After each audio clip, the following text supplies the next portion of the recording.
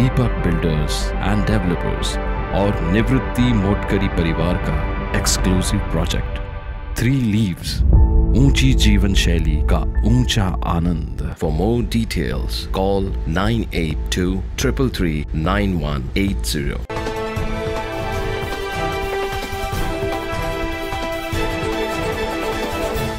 Drugs mafia Lalit Patil याचा भाऊ भूषण पाटील व साथीदार अभिषेक बलकवडे या दोघांचा ताबा अखेर नाशिक पोलिसांनी घेतलाय। त्यांना आज नाशिकच्या जिल्हा सत्र न्यायालयात हजर करण्यात आले।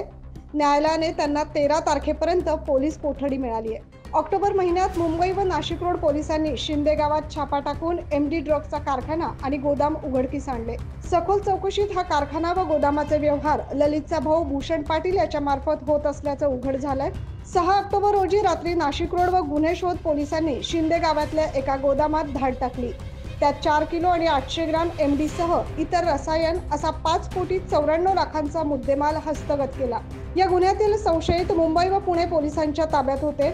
मुंबई पुणे पोलिसांची चौकशी पूर्ण झाल्यानंतर आता हे आरोपी नाशिक पोलिसांच्या ताब्यात आले। आधी संशयित शिवाजी अंबादास शिंदे यास ताब्यात घेतले।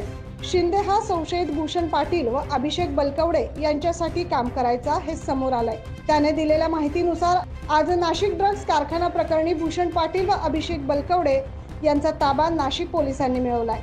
आज या तिघांना न्यायालयात हजर केले असता भूषण आणि अभिषेकला 8 दिवसांची तर शिवाजी शिंदे याला 4 दिवसांची पोलीस कोठडी मिळाली। अंमली पदार्थ विरोधी पथकाचे निरीक्षक दिवाण सिंग वसावे यांच्या सूचनेने सहाय्यक निरीक्षक हेमंत नागरे व त्यांचे पथक या प्रकरणाचा पुढील तपास करतायत। 9 न्यूज महाराष्ट्रासाठी प्रतिनिधी अजीज सय्यद।